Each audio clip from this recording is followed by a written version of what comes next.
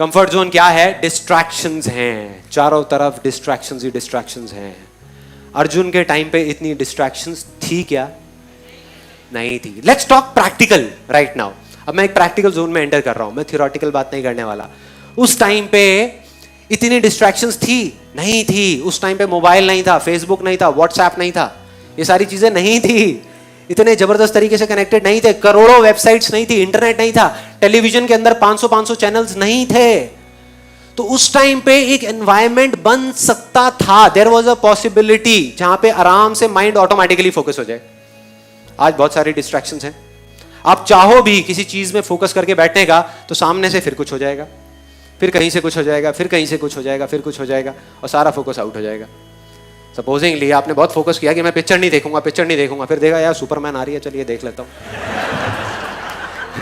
एक एग्जांपल है। तो इस तरह की चीजें होती हैं, डिस्ट्रैक्शंस बहुत हैं। तो अब सवाल ये नहीं है कि फोकस करना है या नहीं करना, वो तो सबको पता है, एक बच्चे को भी पता है कि फोकस करना चाहिए और फोकस करने की क्या पावर्स हैं और क्या होता है फोकस करने से।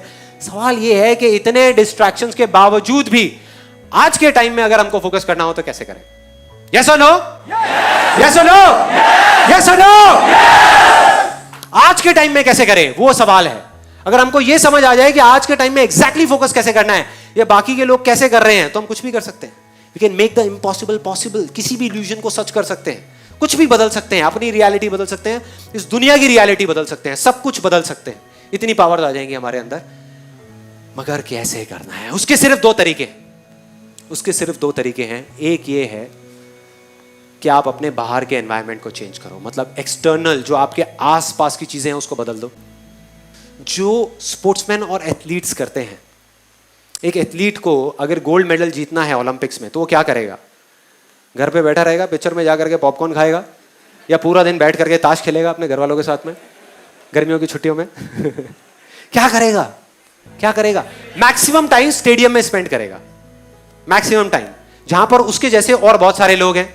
वो नहीं भी चाहेगा तो वहां पे डिस्ट्रैक्शंस ही नहीं है, तो माइंड ऑटोमेटिकली फोकस होता चला जाएगा। अगर एग्जांपल चाहिए तो आप चाइना को देख सकते हो।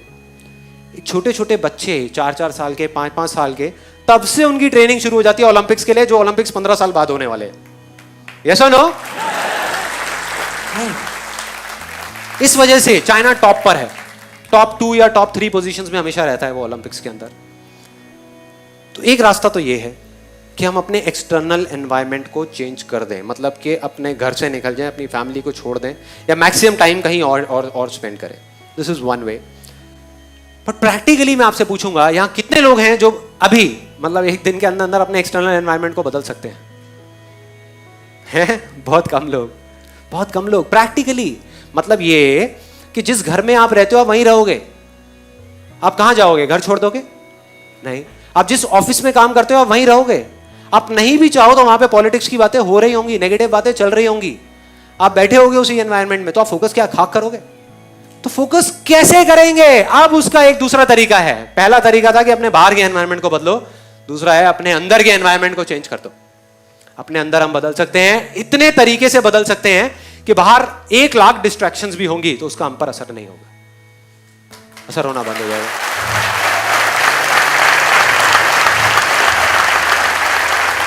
सो सिंपल, मतलब अपने अंदर के एनवायरनमेंट को चेंज करना है।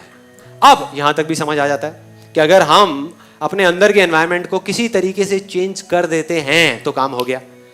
लेकिन कैसे करना है, ये अपने आप में एक बहुत बड़ा सवाल है।